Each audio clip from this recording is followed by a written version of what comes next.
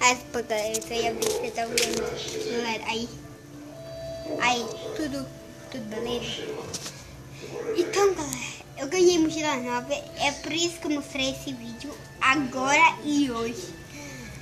Eu vou gravar um vídeo de cleanse ou fake cleanse, depois de outro, eu acho que eu vou falar que eu vou de cleanse ou fake cleanse.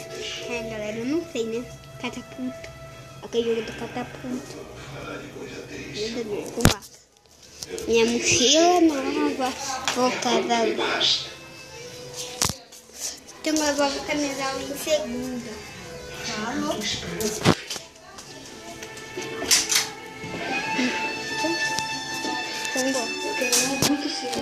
Eu te amo, filha minha.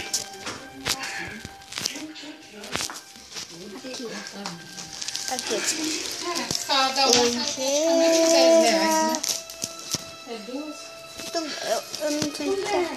Já tô muito. Cada uma tem R$10.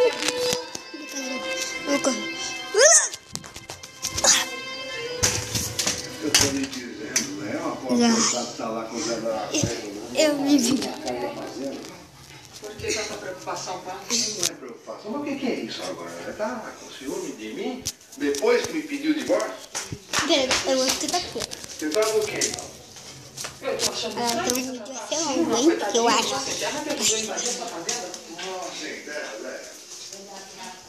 Uau! Não sei nada. Aqui, ó, galera, eu vou escutar aqui.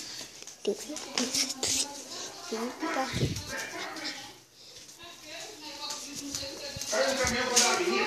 Ou eu lavar minha dela, vocês vêm? Cadê minha mochila? Tô penalizado assim com a cima da forma. Por que você não trouxe ela de uma vez aqui pra casa? Eu não vou ficar, cadê ela? Você não quer, não? Mãe, só quero gravar um vídeo aqui pra mandar pro YouTube. Sobre que eu ganhei uma mochila nova. Já chegou, Camila. Você vai querer o top que ela te vendeu, senão vai vender pra outra pessoa. Né? Eu tenho 35. Você que gosta de top? Aqui, ó, galera. Aqui.